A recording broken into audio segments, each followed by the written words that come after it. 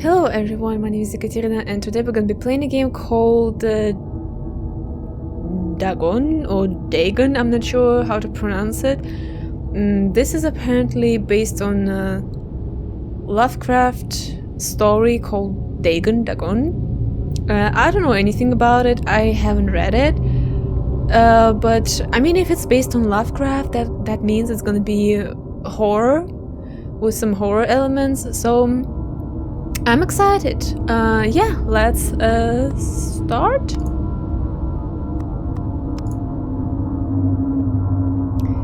Dagon is a faithful interactive adaptation of Lovecraft's work focused on story and atmosphere. You will not find difficult choices, action sequences, or inventory management here, and movement is limited to progressing through location along with the plot. I like that. I am writing this under an appreciable mental strain, since by tonight I shall be no more. During the game, you will encounter interactive elements. Some of them will allow you to continue your journey, others reveal interesting facts about the original short story, its historical background, and the author. Some of the trivia is hidden. In order to find these secrets, focus your eyes and look for the elder sign. Okay, so with the right mouse button I have to focus, and then you can also access all the found facts later. They will be available in the main menu. Well, I guess the point of the game, if you haven't read the story, you'll be able to understand it from the game. I mean, if it's based on it. So yeah, I really hope, it's gonna be understandable for us. Penniless, and at the end of my supply of the drug which alone makes life endurable, I can bear the torture no longer, and shall cast myself from this garret window into the squalid street below. Okay. Do not think from my slavery to morphine that I am a weakling or a degenerate. Honestly, I wasn't done. When you have read these hastily scrawled pages, you may guess, though never fully realize, why it is that I must have forgetfulness or death. I wasn't done there. I really hope I didn't miss already some secret. I'll really try my very best to to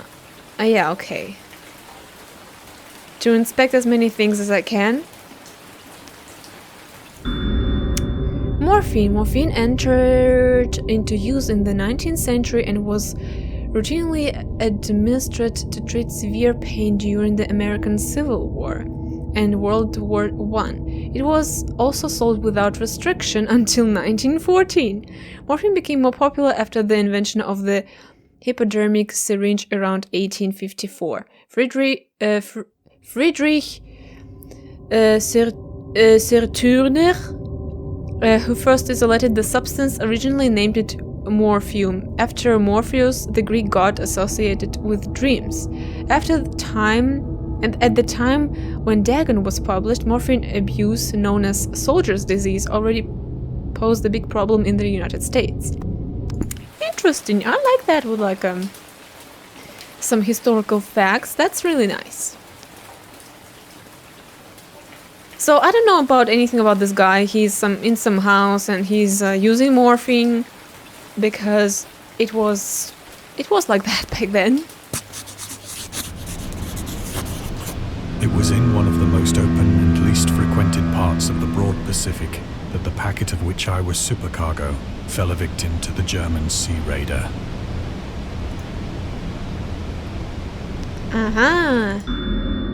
Lovecraft and the Great War. Dagon was written around a month after the United States entered World War I.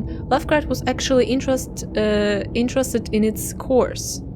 He composed many poems in which he gave encouragement to soldiers and commented on the events unfolding in Europe. He tried to enlist in the army, which he mentions in one of the letters to Reinhard Kleiner. Some time ago, impressed by my entire uselessness in the world, I resolved to attempt enlishment despite my almost invalid contradiction. I argued that if I choose a regime soon to depart for France, my sheer nervous force, which is not inconsiderable, might sustain me till a bullet or piece of sharpel could more consumingly and effectively dispose of me. But this is so hard to read. Letter to Reinhard. Okay, there was like a quote from a letter to Reinhard Kleiner Lovecraft. Thank God people don't talk like that anymore. But even though he passed the physical exam, his mother prevented his from going to the war. She has threatened to go to any length, legal or otherwise, if do not reveal all the ills which unfit me for the army. I am Providence, the life and times of the... Okay. So he wanted to go to war, but his mother didn't want it. Yeah, okay, understandable. Yeah, any more secrets? Damn, I'm really now thinking that I missed one secret in the very, very beginning, but oh well.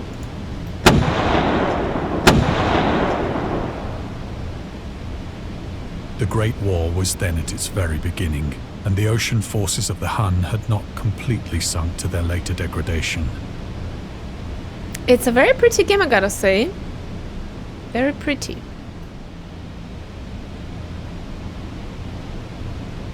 So, I'm looking... So that our vessel was made a legitimate prize, whilst we of her crew were treated with all the fairness and consideration due us as naval prisoners. Okay, this is a progression. This says secret. The Huns. The Huns were Central Asian nomads who established a domination in Europe and invaded the Roman Empire in the 5th century. After... Isn't it supposed to be like after Christ? AD? I don't know.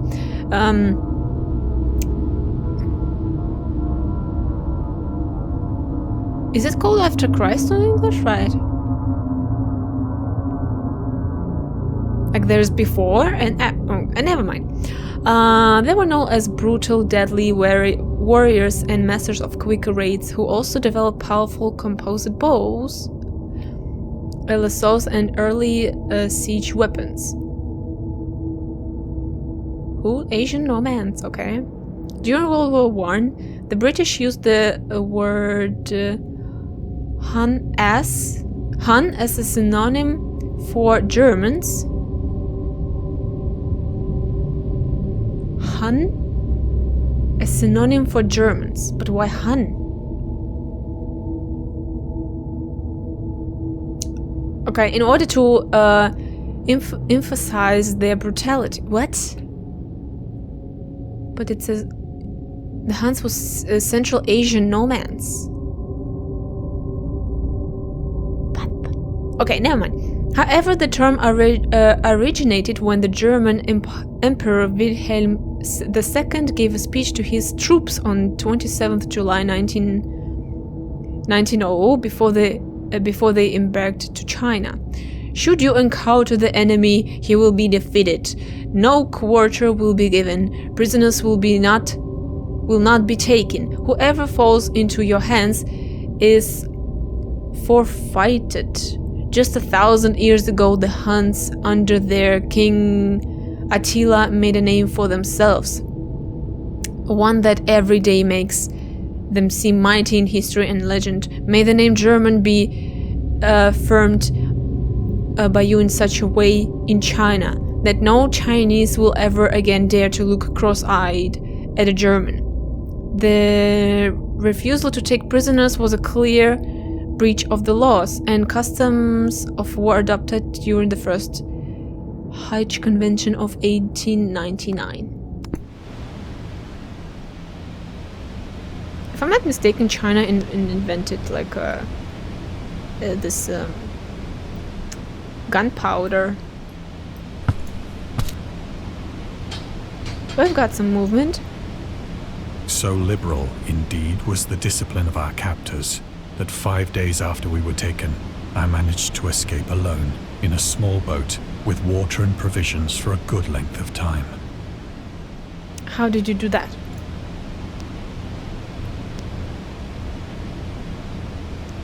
Well, I'm looking for a secret first of all. Will there be any? In the sky? No?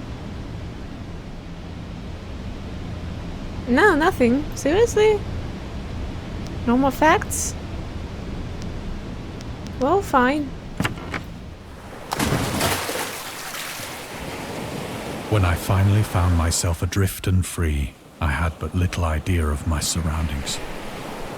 Never a competent navigator, I could only guess vaguely by the sun and stars that I was somewhat south of the equator. Of the longitude, I knew nothing, and no island or coastline was in sight. Well, that was not well through thought. Any secret here? Also nothing. He doesn't even... Oh, okay, he does have. I want to say that he doesn't even have pedals. Well... Why the secrets are over? Alright. The weather kept fair, and for uncounted days I drifted aimlessly beneath the scorching sun, waiting either for some passing ship or to be cast on the shores of some habitable land. Pretty. So... Woo, okay.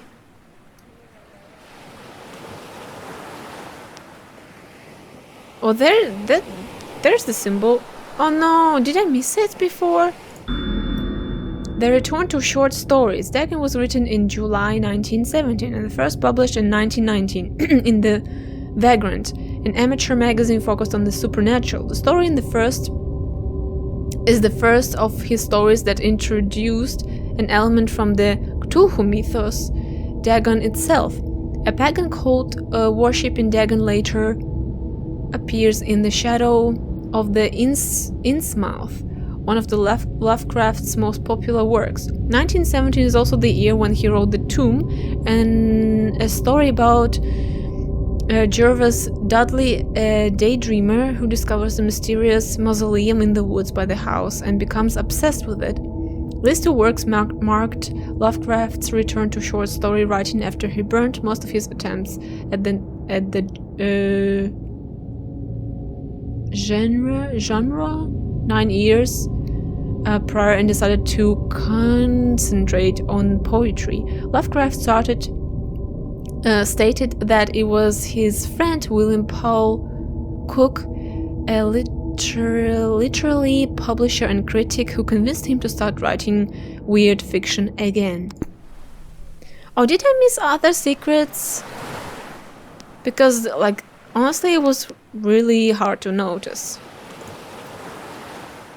But neither ship nor land appeared, and I began to despair in my solitude upon the heaving vastness of unbroken blue. The change happened whilst I slept. Its details I shall never know, for my slumber, though troubled and dream-infested, was continuous.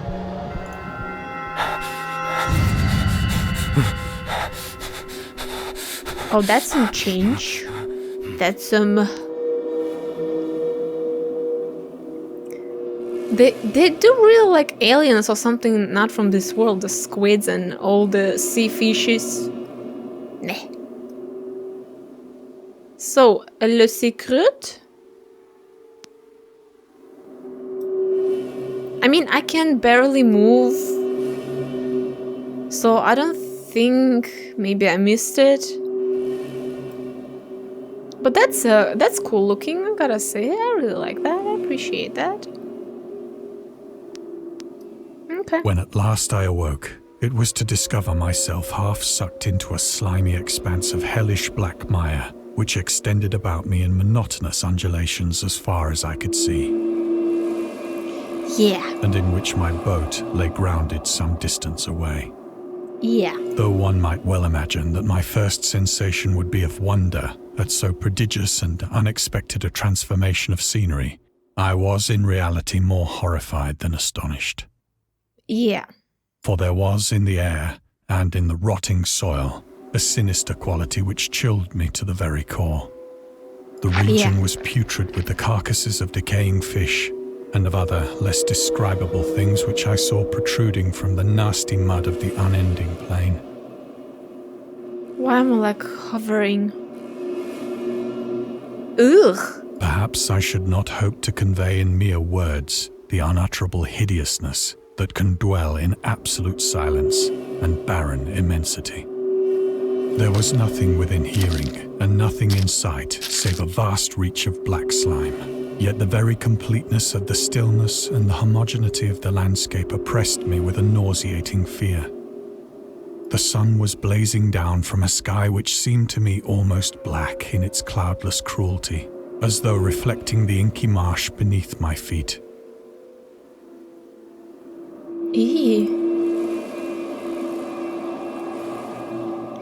Well, the sea creatures are... The origin of Dagon. Dagon seems to be inspired by Fishhead, a short novel by Irvin S. Cobb about unnatural affinities between a hybrid idiot and the strange fish of an isolated lake. Supernatural horror in literature Lovecraft. And Lovecraft's dream about a strange island emerging from the ocean and him crawling in the ooze that covered its surface. I dreamed that whole hideous crawl and can yet feel the ooze sucking me down. In Defense of Dagon, Lovecraft. Lovecraft's interest in the topic stemmed from his aversion to fish and sea smells.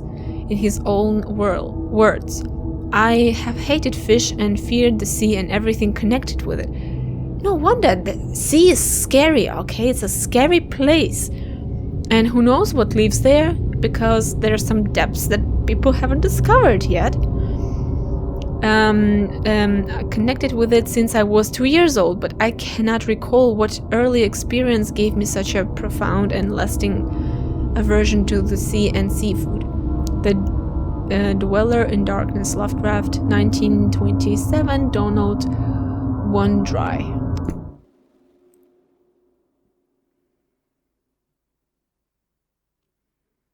I mean, the creatures don't look nice, right? They look like they're out of, I don't know, some other world. Ugh.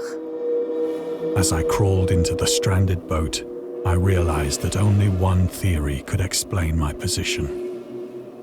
Through some unprecedented volcanic upheaval, a portion of the ocean floor must have been thrown to the surface, exposing regions for which innumerable millions of years had lain hidden under unfathomable watery depths.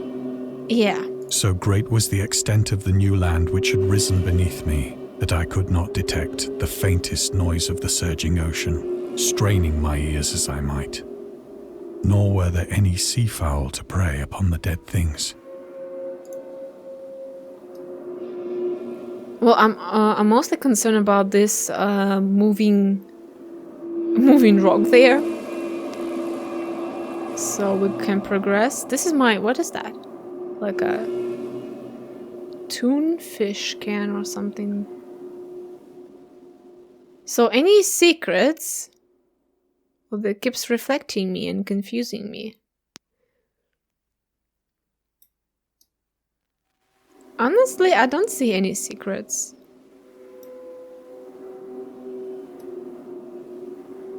No. Maybe they're not in every scene, I hope.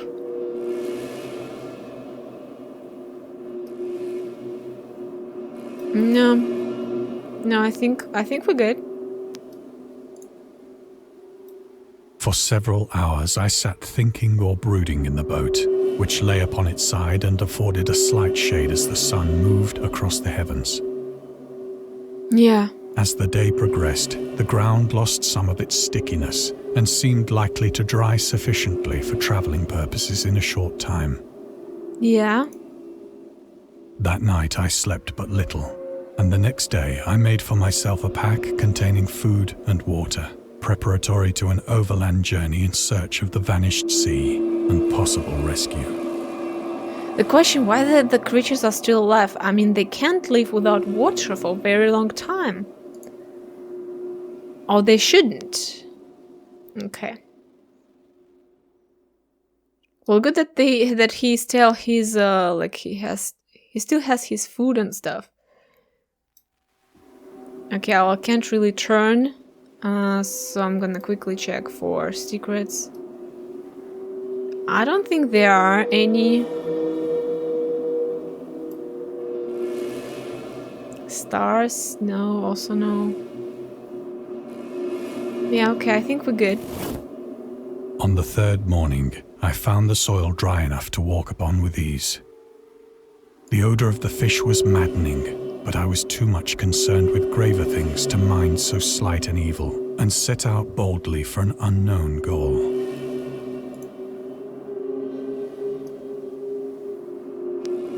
Okay, we have to go there, but what about secrets? No comments about that? Alright.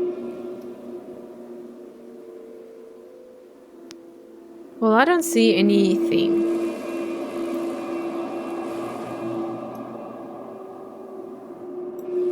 So I guess that's it.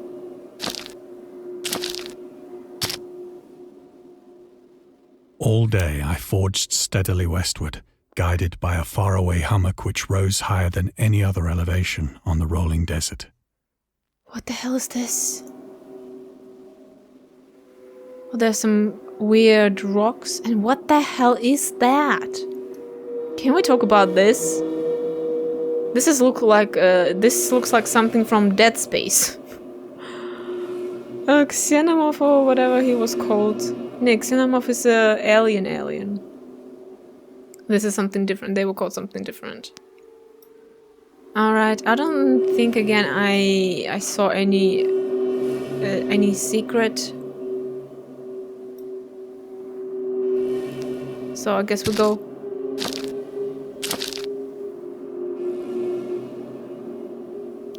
A whale? It's a freaking whale!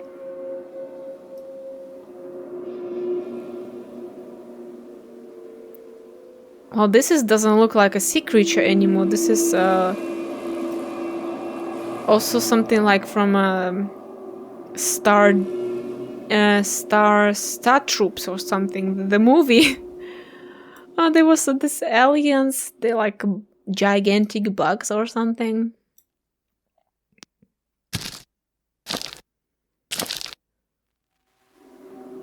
That night, I encamped, and on the following day still travelled toward the hummock, though that object seemed scarcely nearer than when I had first espied it. There's some... whatever that is. What is that? Like a giant worm or what is that?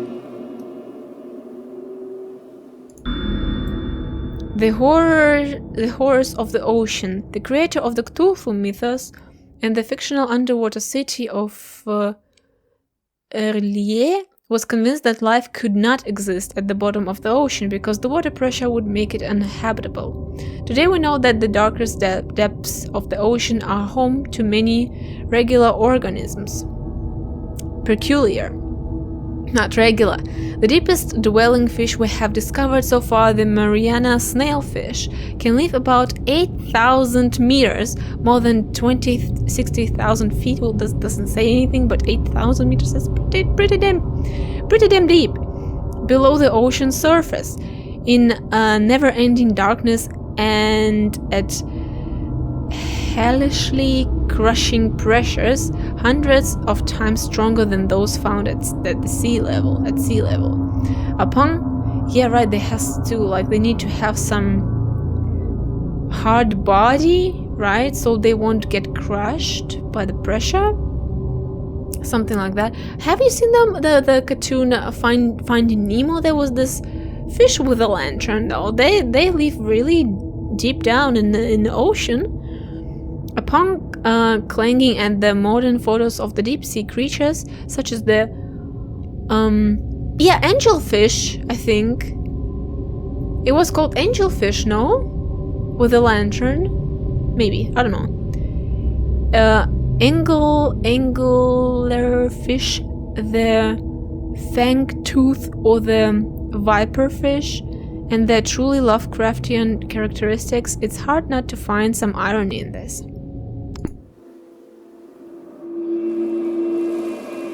Eee, that looks nasty.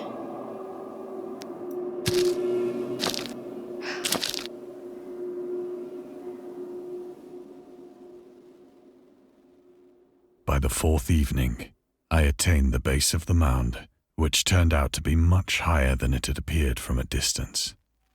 An intervening valley setting it out in sharper relief from the general surface. Too weary to ascend, I slept in the shadow of the hill. He walked 4 days. I know not why my dreams were so wild that night, but ere the waning and fantastically gibbous moon had risen far above the eastern plain, I was awake in a cold perspiration, determined to sleep no more. Such visions as I had experienced were too much for me to endure again, and in the glow of the moon I saw how unwise I had been to travel by day. Without the glare of the parching sun, my journey would have cost me less energy. Indeed, I now felt quite able to perform the ascent which had deterred me at sunset. Picking up my pack, I started for the crest of the eminence. Really? Any secret? Oh yeah!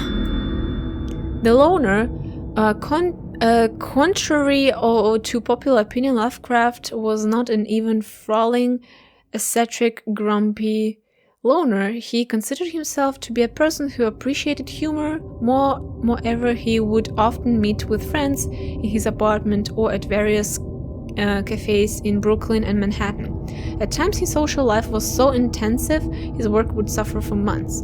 There was a point when he finally decided he needed to put an end to daily meetings and loitering in New York cafeterias and resorted to hiding at home and reading with the main room light turned off, pretending he wasn't there whenever a friend knocked on his door.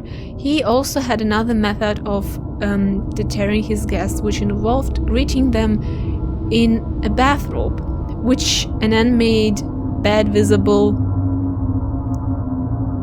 in the background and piles of papers scattered across the floor, as if he would just got up from the bed or what. I mean, if you don't want gas, yeah, back then, were the phones already invented? I think so. Maybe, I don't know, not sure.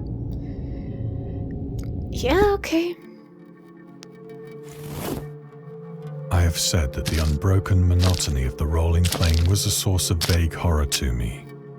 But I think my horror was greater when I gained the summit of the mound and looked down the other side into an immeasurable pit or canyon.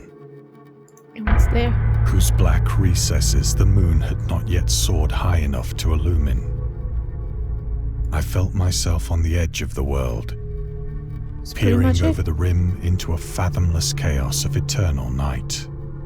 Through my terror ran curious reminiscences of Paradise Lost, and of Satan's hideous climb through the unfashioned realms of darkness. As the moon climbed higher in the sky, I began to see that the slopes of the valley were not quite so perpendicular as I had imagined.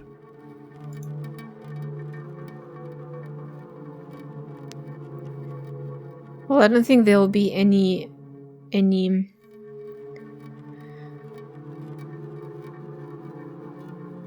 secrets. Ledges and outcroppings of rock afforded fairly easy footholds for a descent, whilst after a drop of only a few hundred feet, the declivity became very gradual.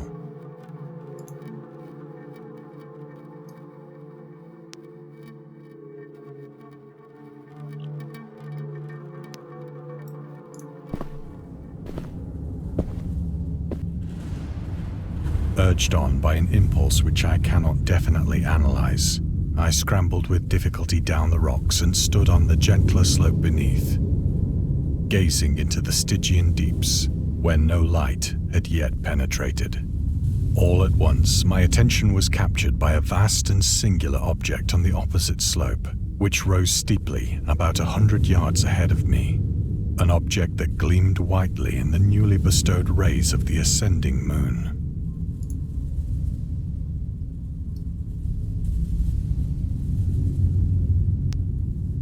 Okay.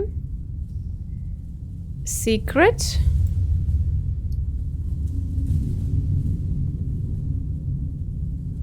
Well, I'm trying to look for a secret, but I don't think there are any.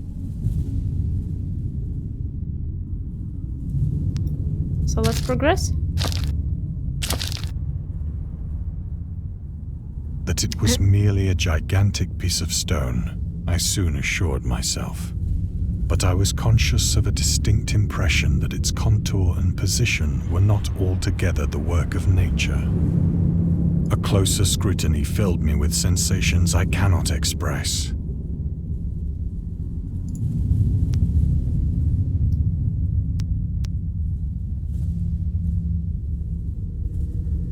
Secret? No, I don't think so. Okay. For despite its enormous magnitude and its position in an abyss which had yawned at the bottom of the sea since the world was young, I perceived beyond a doubt that the strange object was a well-shaped monolith, whose massive bulk had known the workmanship and perhaps the worship of living and thinking creatures. Dazed and frightened, yet not without a certain thrill of the scientist's or archaeologist's delight, I examined my surroundings more closely.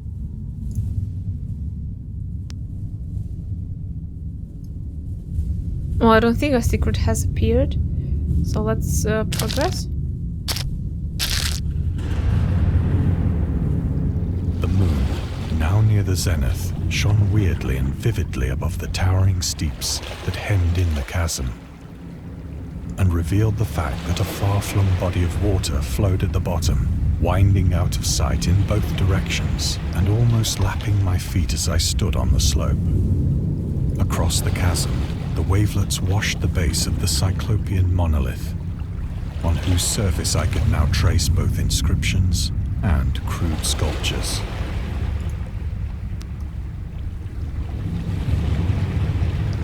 Well, there's gotta be a secret. Come on. No? Really? In the sky? Somewhere here on the coast? Nope, nothing. Well, I tried. The writing was in a system of hieroglyphics unknown to me and unlike anything I'd ever seen in books, consisting for the most part of conventionalized aquatic symbols such as fishes, eels, octopi, crustaceans, mollusks, whales, and the like. But what is octopi? Octopuses or what? Several characters obviously represented marine things which are unknown to the modern world, but whose decomposing forms I had observed on the ocean-risen plain. It was the pictorial carving, however, that did most to hold me spellbound.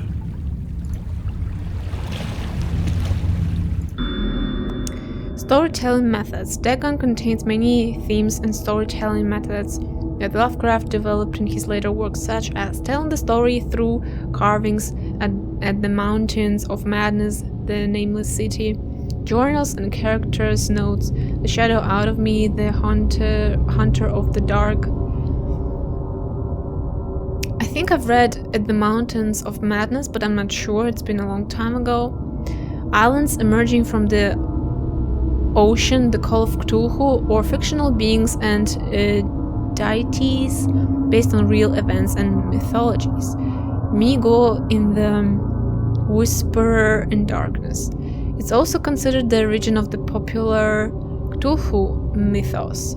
Some of the Lovecraft's other stories also conclude in a manner similar to Dagon, but let's skip to the details in order not to spoil the ending. Okay. There are some humanoids down there at the monolith. I already see that. Plainly visible across the intervening water on account of their enormous size were an array of bas-reliefs whose subjects would have excited the envy of a doré. I think that these things were supposed to depict men, at least a certain sort of men, though the creatures were shown disporting like fishes in the waters of some marine grotto, or paying homage at some monolithic shrine which appeared to be under the waves as well. Of their faces and forms I dare not speak in detail. You dare not? For the mere remembrance makes me grow faint. Grotesque beyond the imagination of a Poe or a Bulwer. Whoa, okay. Well, that one down there looks like an alien for sure.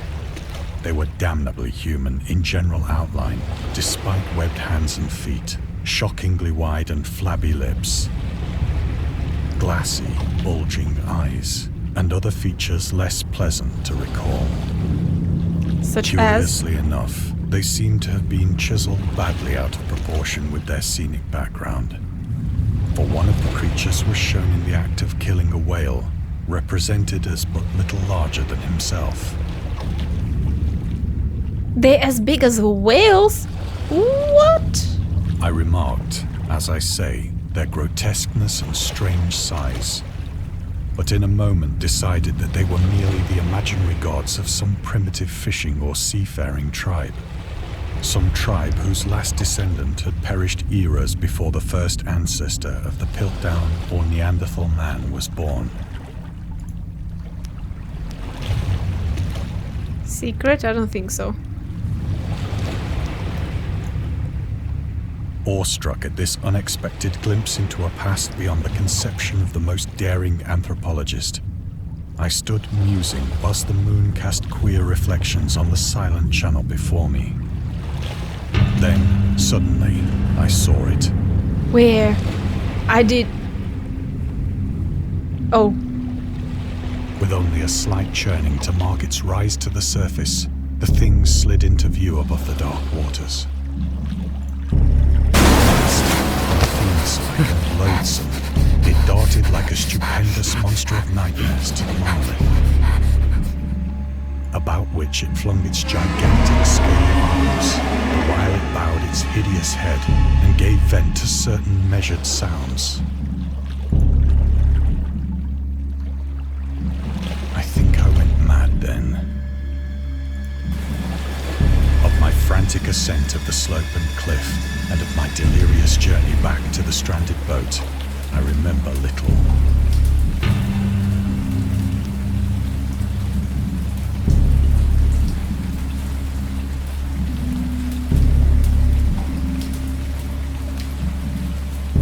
Well, I don't think there will be a secret, so let's go.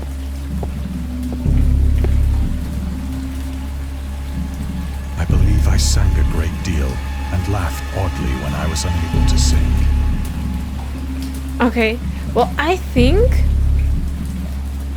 that the monster looked very less like on the picture. It looked more human-y. But it's in Cthulhu was also the same thing, that people were like going mad after seeing the sea creatures, right? Or yeah, something like that. Well, no wonder, honestly. So now he's going all the way back to the boat. The 4 days that he went.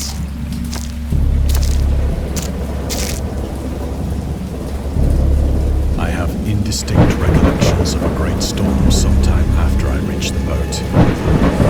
At any rate, I know that I heard pearls of thunder and other tones which nature utters only in her wildest moods. Oh!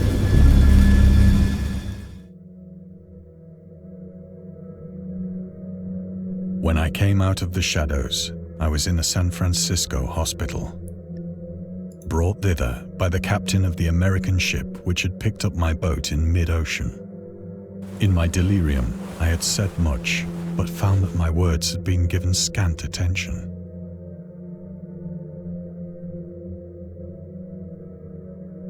Of any land upheaval in the Pacific, my rescuers knew nothing, nor did I deem it necessary to insist upon a thing which I knew they could not believe.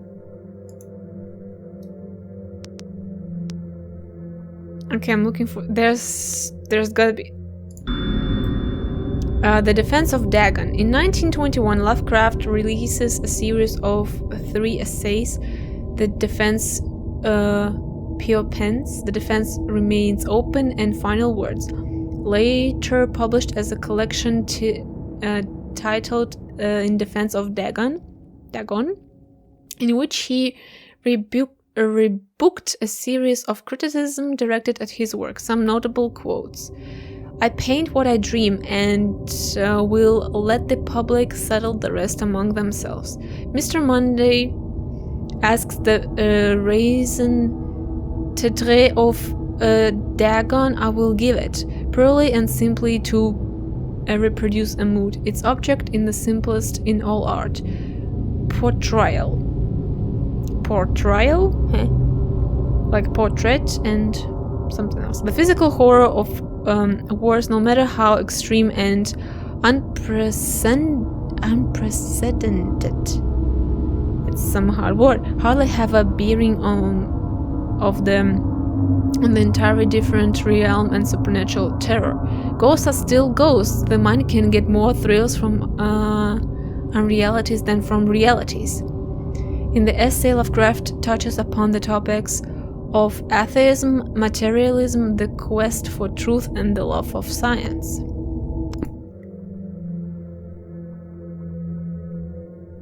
Okay, well, I get 2 secrets! Whoa. The journalist. Lovecraft was a prominent figure in the world of amateur journalism. In 1915, he started publishing his own journal called The Conservative, which included political and social commentary, poetry, short stories, and literary criticism written by him and other authors. Howard was a skilled woodsmith, but he also took criticism to heart, which resulted in his decision to step away from writing poetry and concentrate on weird fiction again, for the first time since his teenage years. Dagon, published in 1990, is one of the first short stories written during that period. In this example, except from The Conservative, the master of horror fiction explains his attitude towards warfare and the idea of the world peace. Why any sane human being can believe in the possibility of universal peace is more than the conservative can fathom. Should the entire civilized world agree simultaneously to disarm, or one or more nations would undoubtedly retrain secret armaments and the proper time take advantage of their more altruistic and less astute contemporaries in a wild career or conquest against unarmed victims. No country is or even can be above warfare until the basic impulses of the human animal shall have miraculously changed. That's some hard text to read, I gotta say. Okay, I think this is over. Like, there's no more secrets. Let's go. Once I sought out a celebrated ethnologist and amused him with peculiar questions regarding the ancient Philistine legend of Dagon, the fish god.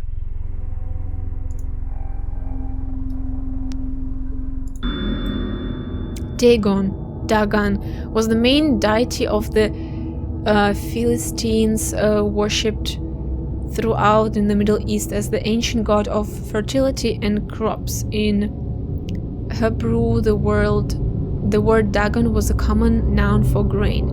The rulers of Akkad, Mesopotamia, chose him as a patron saint of their war conquests.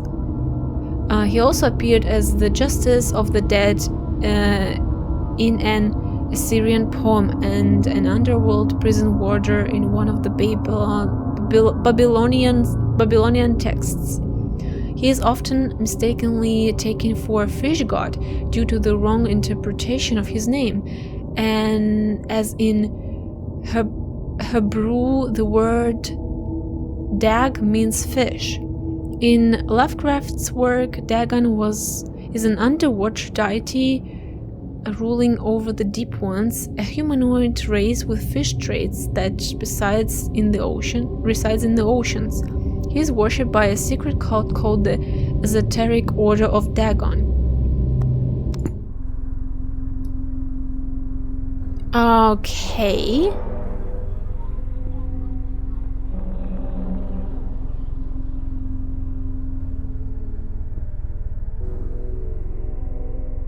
Well, very fancy place, unlike where we started.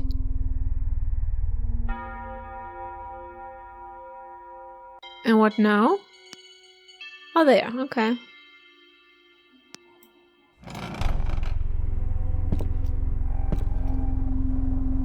But soon perceiving that he was hopelessly conventional, I did not press my inquiries.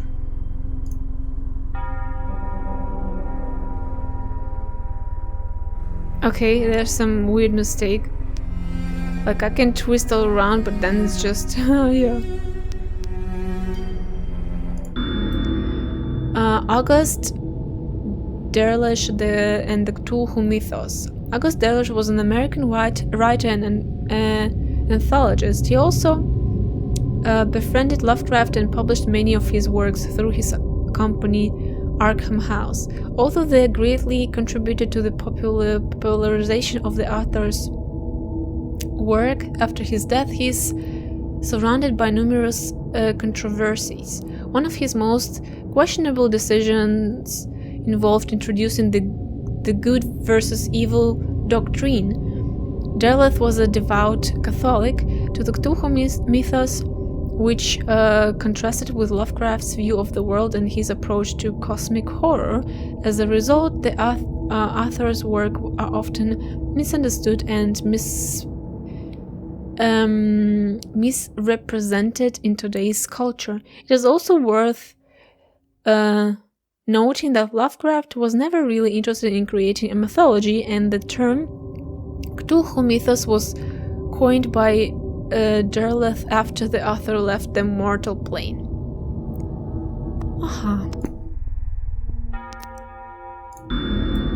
The Mark letter.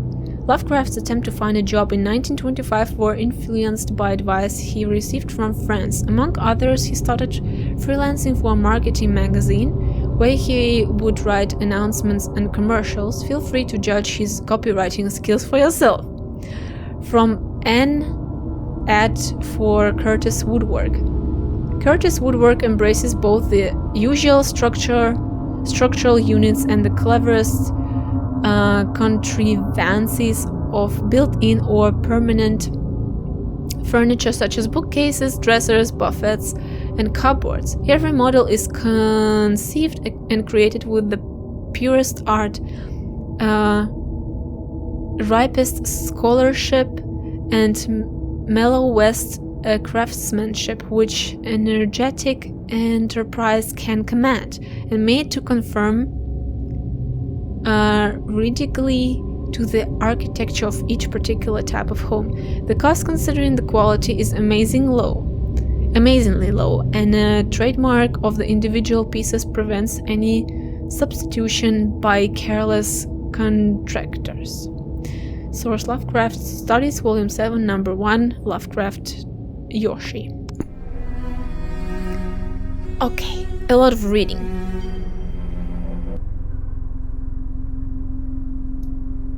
Well, I don't think there are any secrets left, so let's go.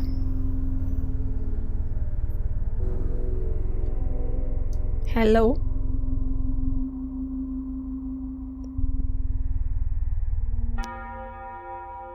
I'm just walking around in my house. Was there a secret I didn't even see? I just heard the sound. The scientist. These days, the word scientist is a widely accepted term, but at the time Dagon was published, it was subject to a wide debate. After an author used it in a story, critics pointed out that man of science was a more appropriate term to employ.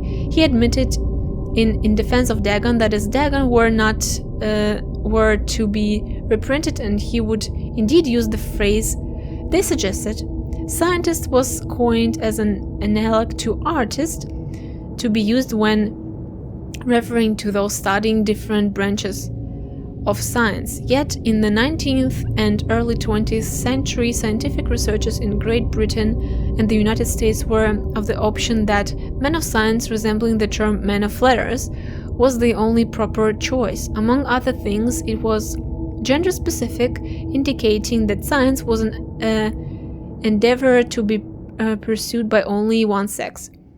The term scientist became more acceptable only after World War II, and men of science started fading into obscurity as an old-fashioned synonym. Interesting. So we've learned a lot of things today.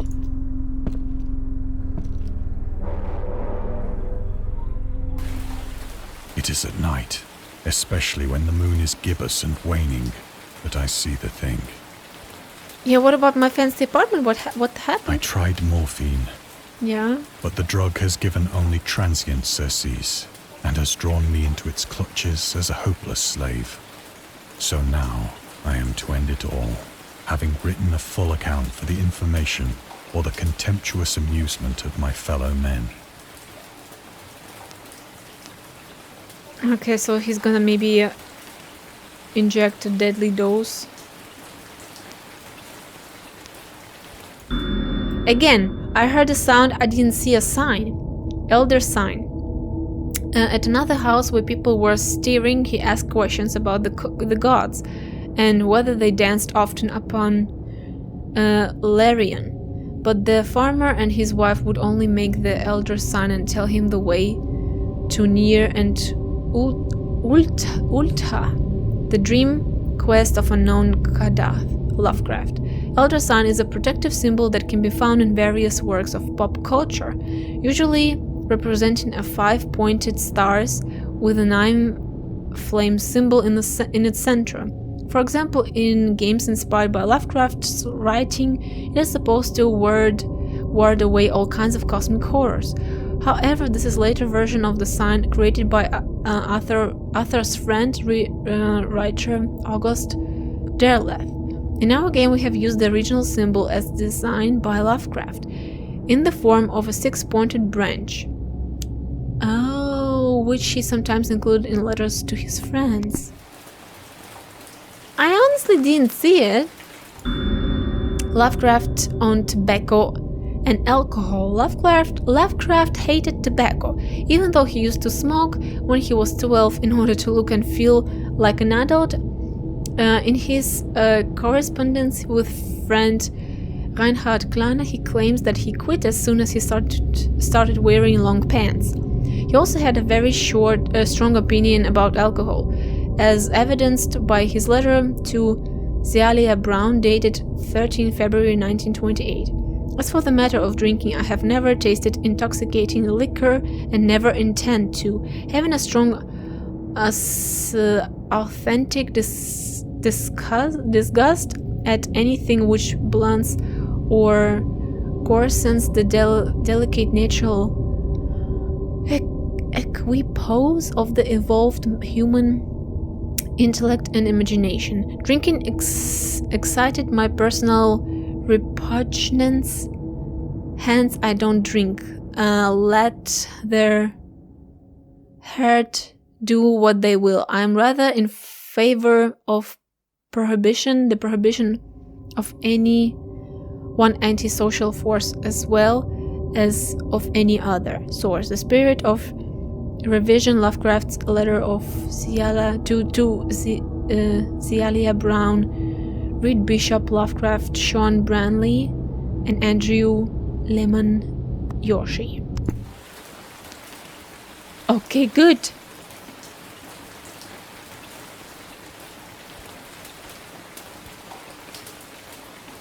So maybe I did miss some secrets. Because honestly, like here, okay, I saw the symbol, but here I didn't see the symbol. I only heard a sound. As you point on anything, there's such a click. Okay, let's do this. Often, I ask myself if it could not all have been a pure phantasm, a mere freak of fever, as I lay sun-stricken and raving in the open boat after my escape from the German man-of-war.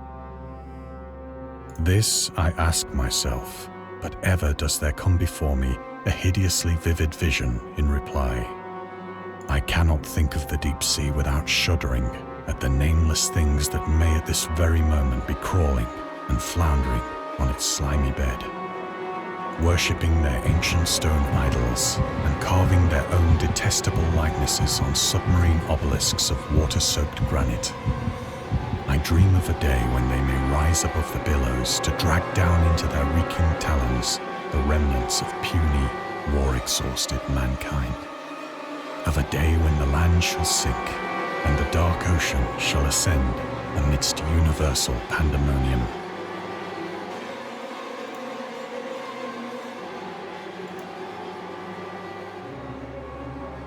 Oh shit.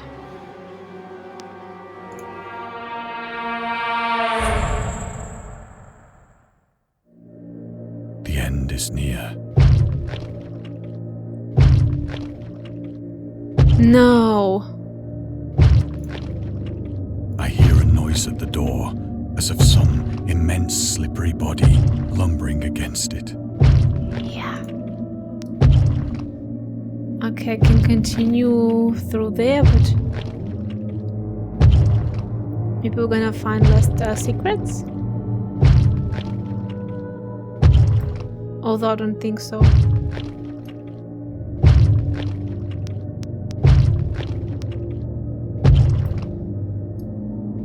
Yeah, let's just go. It shall not find me.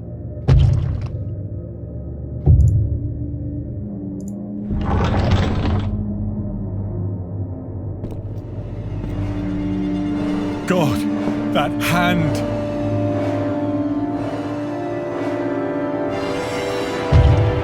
The window! The window!